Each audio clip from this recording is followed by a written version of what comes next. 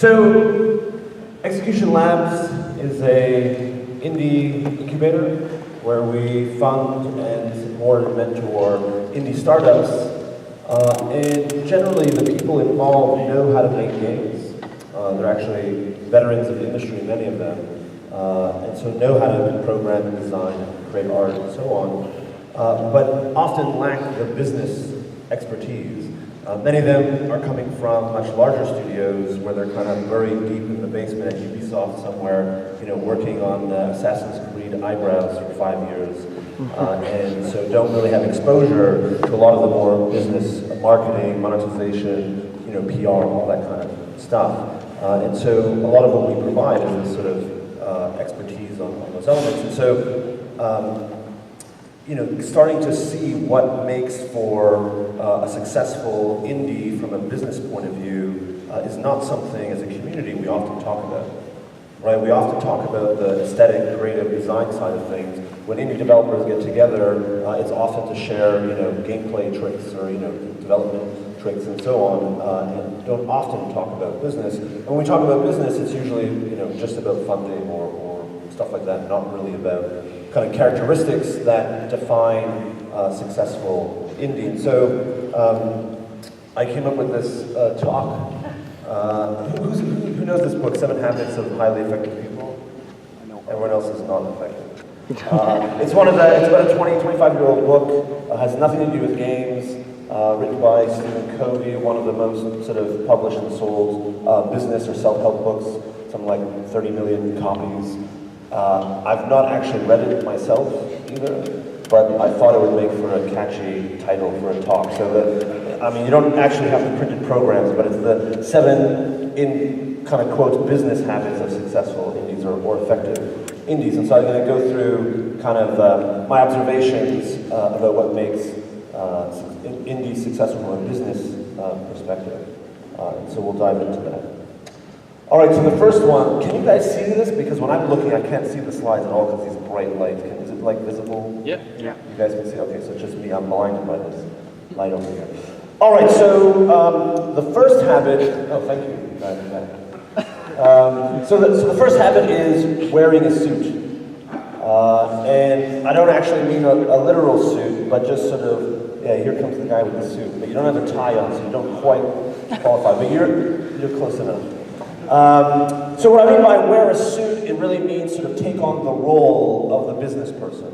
And I mean, obviously that can be female or male, and that often developers either are not willing to sort of take on that role and sort of assume those responsibilities, or they think there's something wrong with it, right? That they have to be creative. It's about the art. It's about the aesthetic of being indie and so on, or being a developer, and don't necessarily accept the fact that they have to think about these things and they have to take on those roles. And so this particular dapper man is Daniel James, a well-known indie developer down in the Bay Area who runs a studio called Three Rings Design. More recently, he sold the studio to Sega. But it's someone who is not a business person per se, but in order to be successful, kind of accepted the fact that they needed to take on this role. And so, for example, in Execution Labs, part of the vetting and interview process is asking the teams who's going to wear the suit, who's going to take on that role, who's going to be responsible for those things. Now, that doesn't mean they're going to wear a suit 100%, every single day of the week, because on a 5-person team or a 4-person team, that person also needs to be coding or also needs to be designing, etc., or needs to be involved in production. But generally what we're seeing is this kind of 50-50 split. That for someone who assumes that role, at least 50% of their time is sort of taken up by worrying about whether it's cash flow or marketing strategy or talking to the press or worrying about financing, et cetera, et cetera. And you just have to do that. So as a habit of one of these successful indies, it's sort of seeing them take on that role. It's, again, coming from the AAA world, often people didn't have to worry about those things, right? Because they were buried in a much larger team. I don't think Ottawa has that sort of problem per se, or as much as you see in other regions, but anyways. All right, the next habit is always selling. So this fellow here is Rami Ismail from Vlambeer, a very famous European developer out of the Netherlands, actually. And I didn't put him there because there was a sponsor from the Dutch. That was total coincidence. But anyway, so he's an engineer by training, a hardcore programmer, also kind of the one who wears the suit on their team, on Vlambeer's team. But he's such a good salesman that people forget or don't realize that he's also making half of the game, that he's the lead programmer. And when I say always be selling, I don't mean it from a car salesman point of view, like here's a deal, and here I got something for you, but it's really about sharing your ideas, telling your story, convincing people that what you're doing is of value, just sort of talking about it. And selling doesn't necessarily mean to someone who's going to give you money for your game. Selling could mean convincing another programmer to join your team and sort of selling them on the vision of what it is that you're doing, whether it's your project or your company's vision. Selling could mean trying to convince the guy from Apple to feature your game because what you're doing is worthwhile and it's so cool and awesome, all that kind of stuff. So when I say selling, I don't just mean like here's my thing, buy it from me in exchange, monetary exchange. It really is about selling ideas, convincing people, telling your story. And most people don't think of it that way, right? They think of this sales stuff is like I don't want to be a car salesman. I'm so not a salesman. But the reality is the best indies are selling all the time, right? They're up on, I don't know, Kotaku, they're doing YouTube videos, they're in the press, they're at conferences, they're on stage at festivals, and they don't even necessarily realize that they're selling, but they are, that's what they're doing. They're convincing people, of their vision, of the project, of their awesomeness. And the best ones, it's subtle, right?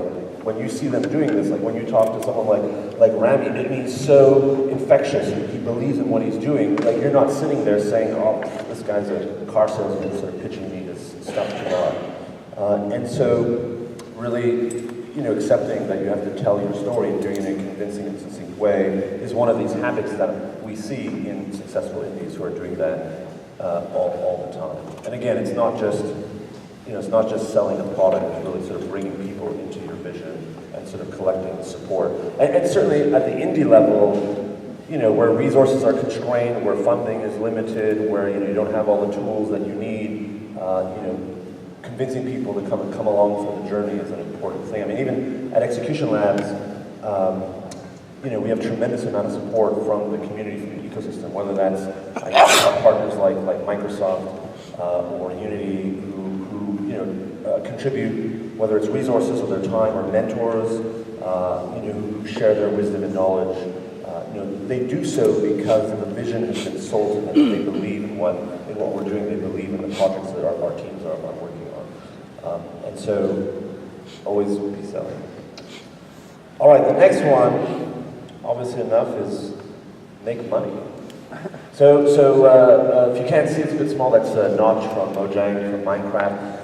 He's the one that came to mind in terms of an indie that makes money and a shit ton of it. And when I typed in Notch and money, this was the first image that came up. So I thought I would. I was expecting to see something like with him in a bathtub of money or something like that, but that was the one that came up. So there's also this sort of weird tension where, indies don't necessarily accept that they should be making money, right? That if you make money, then you're kind of selling out, but at the same time, you're doing this to make money, or like it's this weird sort of recursion loop where it's almost unacceptable. Like if you're a true indie, then you're kind of the starving artist, and if you make money, then that's like you're not legit anymore. And I think that's kind of BS, and the most successful indies critically are also the ones that are tremendously successful commercially. And I mean, Notch is maybe an extreme example of just making a huge amount of money. But you can look at this factor across many other indies who we still consider as sort of ideal, indies and creators, and they're making just a ton of money. And like, I just want to say it's okay to make money as an independent developer. And you don't need to be ashamed that you're making money. And the idea that you're delivering value to fans, is valid.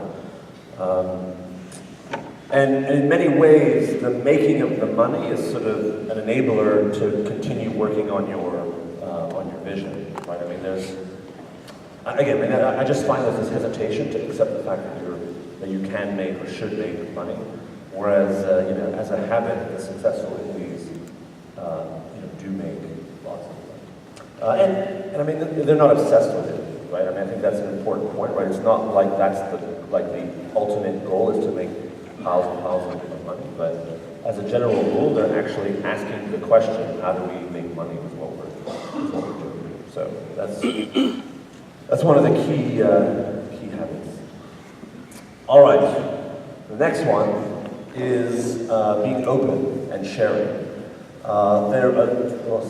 That guy there, Nathan, do I have a laser on this side? So Nathan Vela from Cappy, and the guy with the beard, Chris Petrowski, also from Capybara in Toronto. Most people should be fairly familiar with them. The girl in the middle is a designer from Ubisoft. And that was, I believe, a social at PAX East a couple of years ago. But Cappy, Nathan, and Chris gave a really great talk at IGD Montreal, I think it was about 2 years ago or a year and a half ago, called Beers with Friends, where they talked about sort of their sort of path to success, and really it was highly dependent on this notion of being open, about sharing what you're doing, about talking to people. It's sort of related to this always be selling type of thing, right? They were always just sort of talking and sharing with the rest of the indie community. And I mean, Toronto is well known for having a very vibrant indie community. And they really kind of place a lot of the success of the fact that they can just go and grab a drink with another indie and show them what they're working on and get feedback, and likewise give feedback on other projects. And in general, I would say indies are pretty good at this overall, but I still run into people who are hesitant, right? They don't want to share their ideas because they're afraid they're going to get stolen. Right? I mean, I don't know how many amongst you are sort of that mentality, they're worried about NDAs and stuff like that. And I can assure you, no one is going to steal your idea. Right? There's everyone thinks, oh, well, Zynga clones stuff, and if they see my game idea, they're going to clone it. Zynga doesn't give a shit about your game. They care about the games that are already selling millions of dollars. Right? They'll clone successful games. So until the point that you actually are successful, maybe then they'll come and sort of steal your idea. But up until that point, the value of sharing what you're doing, getting feedback and input from the community, sort of bringing people into your vision, I mean, it far, far outweighs whatever minuscule sort of potential is for your stuff to get stolen. And so this is something we see from all the successful indies, is their willingness to share, their willingness to sort of show what they're working on at a very, very early stage. The other thing is that most of us, or those who often will say, well, I don't want to share my idea because I'm afraid it's going to get stolen, is often an excuse because they're scared, they're just scared to share their idea, right? They're scared to get negative feedback, right? They don't want someone telling you, well, that's crap, right? Because this is your precious idea that you've been working on and sort of cultivating for a long time, and you're afraid to get external input because then the input may not be positive or may not be in line with what you're thinking. But again, I mean, I challenge you and say, well, you actually want to get it out there as quickly as possible, because if it's crap, you want to know it's crap, right? You want to know it's crap today, not a year from now, after you spend, who knows how much more time and resources on that idea. And I mean, it doesn't necessarily mean that you abandon the idea as soon as someone says something negative, but at least you can kind of take that feedback, wonder why is it they're saying it's crap or it's this or whatever, and sort of iterate and change and tweak. And you can't do that if you keep it to yourself. And so again, we see from the most successful indies, their kind of willingness to share, willingness to talk about what they're doing, willingness to come at conferences and talk about their design process or the development process, go to jams and just network and all that kind of stuff. And I mean, I still see it where too many developers are not doing that. Like they're sort of staying at home, not sharing their ideas, etc. So I think that's a pretty important one. And the other thing that it does is it creates sort of opportunity, right? It creates serendipity or serendipitous opportunities. That when you're out there, you're networking, you're sharing, you're talking, it's like you can just never predict, what doors that may open, right? You may talk to someone at a networking event tonight in the suites, if you find them, and then someone says, well, you have to talk to my friend this, and then that person introduces you to the person at Apple, and they say, I like what you're doing. And like, if you were just stuck in your basement, coding again, like those opportunities would just never have presented themselves. I mean, that's just one random example. But so much of, what we do, it's all based on this kind of loose connections and sort of web of, referrals and friends and, talk to this person and, oh, that's cool, you should talk to my friend this. And again, if you're not out there, those serendipitous opportunities just don't present themselves. And so, I place a high value in that.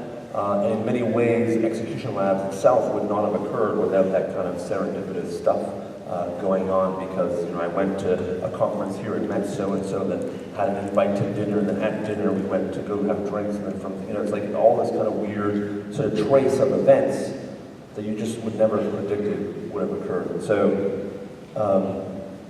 you just have to put yourself out there, I think is the key thing there, to be open, to be sharing, and to sort of, again, just be open to those sort of serendipitous type of opportunities. And again, we see that from the most successful indies, is really, they're out there all the time, and it's also part of the show. All right, the next one. It's what I call well played or well cultured. So this guy sitting on the chair is a very famous game designer, Eric Zimmerman. Eric Zimmerman is, for those who don't know him, one of the best sort of well-known kind of theoretical or rigorous game designers in the world. He wrote the book Rules of Play and kind of was making casual games before casual games existed, and was really part of the initial movement towards what indie games are today. He's based out of New York, and that's his partner, Natalie. I want to say Pelosi, but that's not, I forget how to pronounce her last name, it's some crazy name, and she's an architect who works with him on some of their kind of live games, art installation games. And Eric is really kind of the best example I can think of someone who is well played, meaning he plays a lot of games, but a lot of diverse games, right? It's not, when I say well played, I don't mean he plays 100 hours of Call of Duty every week. Right, I mean, he plays a very diverse range of games, board games, card games, physical games, because to him, he's like devouring the rules, right? He's devouring the mechanics, he's devouring the aesthetics of all these different kinds of games, because he wants to sort of put that into his mental blender so that when he himself designs games, he has all these sort of influences and inputs and inspirations. And you'd be surprised how many developers don't actually play games, right? Or don't play games that much. Either for pleasure or even primarily for research, right? I mean, so for example, at Execution Labs, I mean, all the games we're doing are mobile tablet and a freemium or free-to-play business model. And so, the first days we were trying to talk about different examples of free-to-play business models, good implementations, bad implementations, and so on. And many of the teams had just not played those games, right? They just hadn't taken the time to do that research, had not taken the time to play those different kinds of games, and it sort of makes the discussion much harder because you don't have those reference points or inspiration points. What I find is more important than being well played is being well cultured. Where, again, Eric is an example of this, where he's sort of devouring other forms of art and entertainment, other forms of culture, whether that's film, because he also does film directing, whether that's television and art, going to museums and just sort of taking in culture. A lot of us, I think, are too sort of mono-focused on games. And I think in the beginning of early days of the industry, it was really about how kind of hardcore you were, right? How focused were you? How much did you just play games and consume games? And I think that hurt us as an industry for a long time, right? It became sort of too regurgitative, right? Everything we were doing was sort of just regurgitating or recycling the same things that we've always been doing. That's a very limiting sort of aspect. Whereas many of the great designers, I mean, just in general, not just from indies, is you hear about people who are inspired by other things. And I think a good example of that is Miyamoto.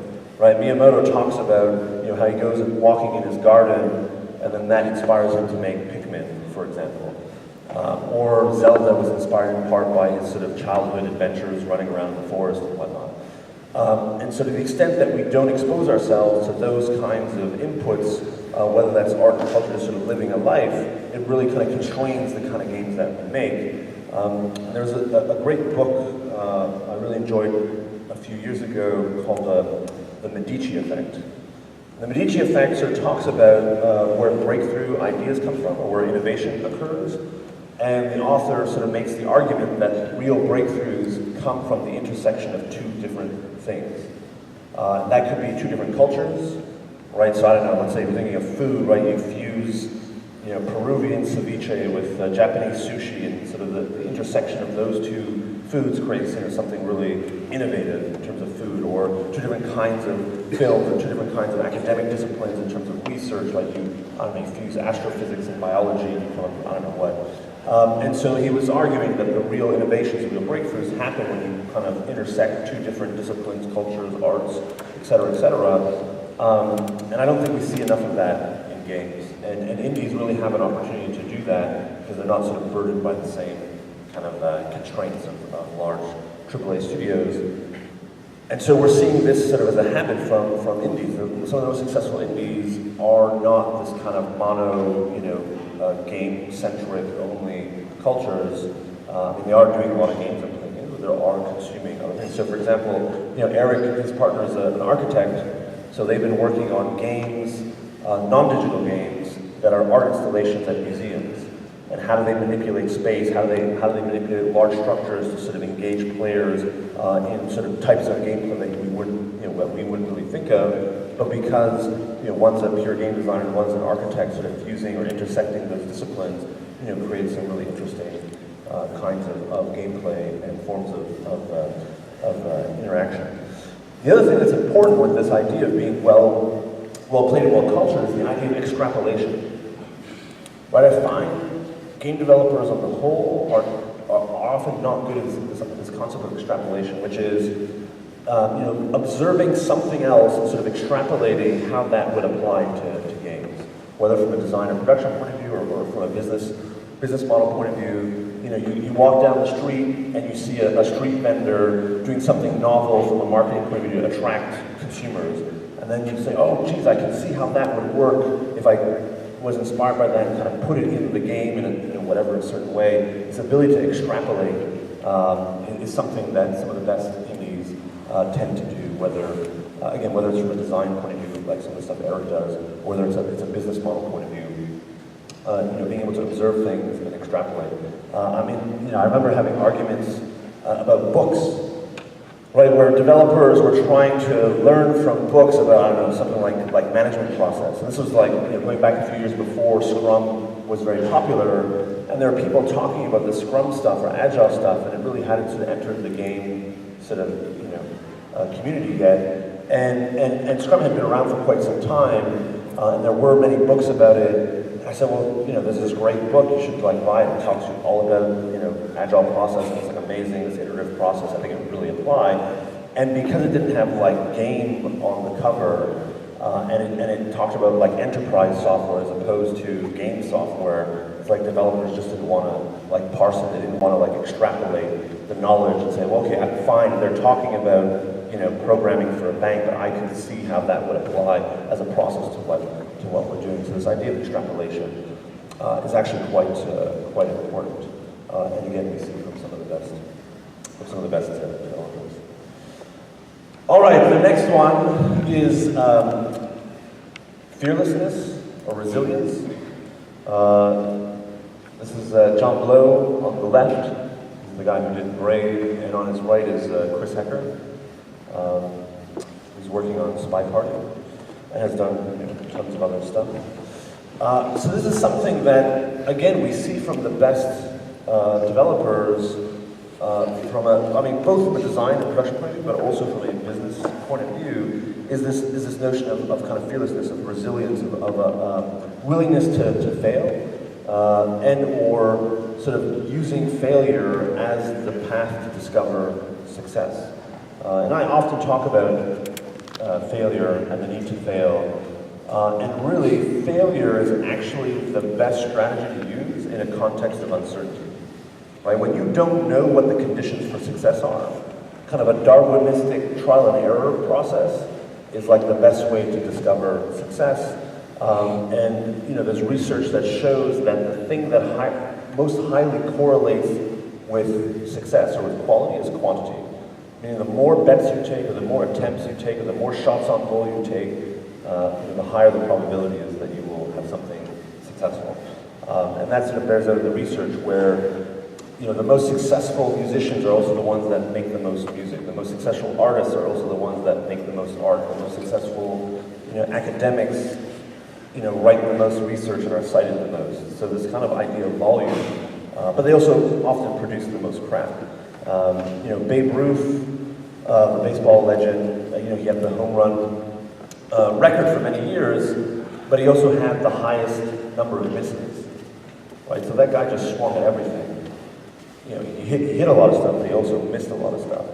And so as a developer, being resilient to that kind of failure, and even just sort of being willing to sort of dive in and accept the failure and kind of get back up every time and sort of, you know, not give up and learn from the failure. Of course, if you keep making the same mistake, well, then you're just an idiot. But you know, this idea that you're learning from failure, that you're using this as sort of an exploration tool, an experimentation tool, and being able to you know, survive that. I think, you know, that's one of the important elements in this sort of Darwinistic type model is that any one mistake is not going to kind of collapse the whole species, right? I mean, well, you know, Darwinistic theory talks about stuff like high degree of variation, right? So you want a lot of experiments because you don't know which ones are going to succeed, so you got to produce a lot of stuff.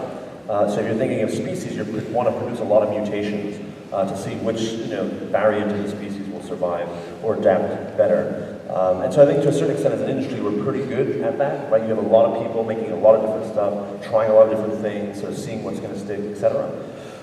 The middle, sort of the third element of a Darwinistic system is selection. Like, how do you decide what's fitter or what's going to adapt? I think it's pretty obvious for us. It's kind of, you know, consumer dollars, right? So what succeeds in the marketplace sort of determines fitness. And then the third element of a Darwinistic system is this idea of survivability. That if you do make a mistake, that you, like as a species, you can kind of survive that mistake and sort of, I guess, have sex again to make another sort of mutation. Whereas if you do something that just, you know, collapses the whole species, then you're kind of doomed. So that's where I think we have trouble as an industry, right? Is surviving those mistakes. And this again is sort of a habit of the indies where they, you know, the good ones are kind of these cockroaches that can kind of survive, you know, the atomic bombs and so on. They just kind of keep trucking and keep going. And we see that time and time again. And actually, you know, there's a lot of stories. The one that comes to mind is Halfbrick, the team that did Fruit Ninja a few years ago. Their team in Australia, and they were like down to their last penny. You know, the company was about to go bust. They had a few successes, but kind of a bunch of failures. And then Fruit Ninja was kind of their last attempt. And actually, they did this kind of Darwinistic approach, right, where they came up with 100 ideas. From 100 ideas, they sort of parted down to 50 that they thought they could actually make. From 50, they did, I don't know, 25 paper prototypes, and they kind of whittled it down to this kind of, you know, survival of the fittest type approach. And so the winning idea, the winning prototype that they evolved was Fruit Ninja. And they made that, I don't know, in like 5 or 6 weeks, you know, a team of 3 or 4 guys, and then, you know, of course, went on to be a huge success, and you know, and that allowed them to make Jetpack Joyride and so on. But you know, the idea is that they kind of had this sort of up and down journey, and they were sort of resilient to failure. Anyway, so there's a lot of examples of that in the industry, where, you know, even some of the ones we think are overnight successes, you know, really they kind of were at the brink of extinction, and yet were able to, you know, come back. Well, not come back from the dead, but anyway. So this idea of failure, or fearlessness and resilience to failure, is super critical. And I think to a certain extent, the notion of game jams kind of plays into that, right? Game jams are relatively new, right? The Global Game Jam, Toe Jam, Nordic Game Jam, all these things. Where you're sort of throwing everyone into the room for 48 hours to, essentially to fail a lot, right? To experiment, to explore, and you kind of have this freedom to screw things up. I mean, no one's going to sort of get mad at you if at the end of 48 hours you don't have some brilliant work of art. I mean, some people do. Some people within that time frame do create amazing things, and it's a wonder, how awesome some of the devs are to create, cool little games in 48 hours. But I mean, the Global Game Jam produces just like a metric ton of crap. I mean, there's so much junk that comes out of that. But like, it's okay, right? It's accepted that that's just sort of part of the process, part of the experimentation. And so I think it's sort of interesting to see that sort of exist and that evolve, this sort of this notion of the game jam and how many of those we're seeing. And actually it was these two guys who did the first game jam. That's why I put them up there as part. But the first one was in a barn in San Francisco, like the week before GDC. I forget what year that was. It was quite some time ago, maybe 2002, 2003. And most of them were working at much larger studios and kind of wanted that ability to fail, that ability to explore, that ability to experiment. And so they said, well, let's go into a barn, outside of San Francisco the week before GDC and just code stuff over the weekend. There was I think only about 20 of them. And they produced a handful of games, and then what they did is they took those games and presented them at the first experimental gameplay workshop at GDC. And so they're the ones that sort of did that. And then that barn jam, I don't know, they didn't really call it anything, but that game jam then sort of was what inspired several of the other jams, which then became the Global Game Jam, et cetera, et cetera. So again, the sort of willingness to just sort of dive in and have that freedom to fail and to explore, and then like if everything they produced was crap on that weekend, like it didn't matter, right? It was just this sort of crazy weekend in a barn just to have some fun, and they were going to go back to work the next week anyway. So having that kind of space or freedom to fail was super critical. All right. The next one, this is Kelly Santiago, who was co-founder of That Game Company. They did a little game called Journey last year, and Flow and Flower and a bunch of other awesome games. And so the seventh habit is the idea of business as a game, or business as a process. That it's just another problem to be solved. And so since most indies, most developers sort of tackling this problem or tackling the business side, kind of putting on the suit, playing the role, are not coming at it from a sort of business pedigree, right? They're not getting MBAs, they don't have management degrees or business degrees from universities. They're often coming from other disciplines. And Kelly is really, sort of to me, one of the best examples of someone who sort of put on the suit, accepted that role, and then really saw business as a problem to be solved. And it's funny because game developers are doing some of the most kind of amazing, complex work, especially on the coding, programming side of things, and yet they're so scared of the business elements, which really, in many ways, are I don't want to say trivial, but they're not. It's like it's not rocket science, right? It's really not that difficult. And so coming at it from a different perspective and sort of seeing business as a game to play, to min-max, to just kind of unlock the secrets of the process and the sort of the rules of the game, how to maximize all the potential, all that kind of stuff. Something that we see from the best indies, and I mean I hear it almost every week, where it's like, well, I'm a programmer or I'm a designer, and I'm the one that had to put on the suit and sort of take on that role. And to me, it's just another problem to be solved, right? It's just another sort of set of processes to understand and break down. And again, that's a habit we see from some of the most successful indies. This idea of it's not that complicated. It's not that tricky, and people take the time to actually internalize it. So again, I suppose this is sort of bookends the wearing the suit role, but internalizing that and sort of making that part of who you are and what you do. actually learning those new skills. Right, so Kelly, I mean, the whole That Game Company team was a student, they were a student team at USC, the University of Southern California. And they had started to produce, I guess it was Flow, and Cloud. They also did this sort of cloud flying game while they were at school. And then they were able to get support from Sony, and they sort of spun out of USC and created That Game Company. But none of them had that sort of business background. None of them had a business pedigree. They were all sort of creators. They were designers and programmers and artists and such, including Kelly.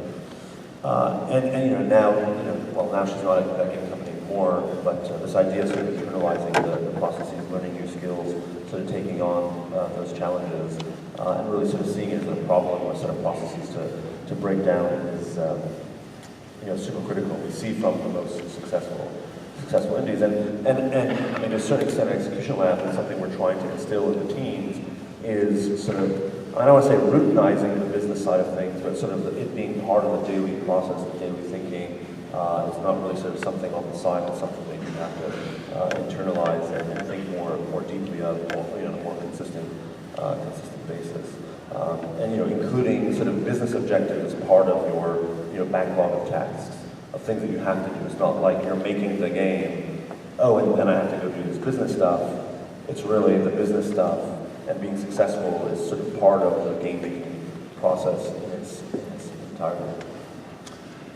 All right, and then I have a bonus habit, which I have no idea what this image is or what game that's from, but the bonus habit is make great games. And when you type in make great games into Google Images, this is the first image that comes up. So I thought I would use like the great games in the treasure chest. So I mean, it's easy to forget that at the end of the day, you have to make something awesome. And the most successful indie developers are also the ones that are making great games. And so it's definitely a challenge to kind of wear that suit and take on that role and do all these things in conjunction to making something amazing. But the reality is that making something amazing is just not enough anymore, right? Particularly in sort of the digital connected world, App Store and all that kind of stuff where barrier to entry is so low and the marketplace is flooded. Just making a great game is not enough. And while it is critical to do so, you have to do all these other things to be successful as an indie. All right, so to recap, my 7 habits of highly effective indies, or business habits rather, right? It's wear a suit, sort of play that role, sort of take on, accept that you have to do these kind of business things, and it's okay to do that. Always selling, which is one that, as I said, people hate because they just associate selling with the car salesman. But at the end of the day, all the best indies are selling all the time. And really selling is kind of, like the connotation is sort of negative, but it's really this idea of convincing people of your vision, telling your story, etc. 3 was make money, right? The successful indies have a habit of making money and not having any shame in doing so. 4 was to be open and sharing. And to me, I mean, there's a lot of aspects of that, but really it's this kind of doorway to serendipity. That you just want to sort of have opportunities sort of come to you, and if you're not out there, if you're not open, if you're not sharing, that doesn't happen. Next one is the idea of well played and well cultured, sort of having different sources of input and inspiration, and having this sort of knack of extrapolating, of seeing things that have nothing to do with games, and kind of taking that and bringing that into the game space, whether that be a business model or an art aesthetic or a design mechanic or whatever. This idea of extrapolation, I think, is super critical. The idea of being fearless, or the resilience, sort of always getting back up, sort of leveraging failure as a learning process, as a process of exploring under conditions of uncertainty, and really it being the most viable process in this sort of context of disruption is super critical. And then the last one, or the 7th one, being sort of business as a game to play, or business as a process. And it's just really another problem to solve, and it's not rocket science. And so similar to wearing the suit, it's kind of accepting that's a problem that needs to be solved in order for success to occur. And then the bonus eighth habit is make great games, but with the understanding that making great games is not enough, that you have to do all these other things and have these habits in order for the game to actually succeed in the marketplace. I would say if you can sort of follow some of these habits, I will not guarantee your success, but I will guarantee that you'll be more successful. Thank you very much.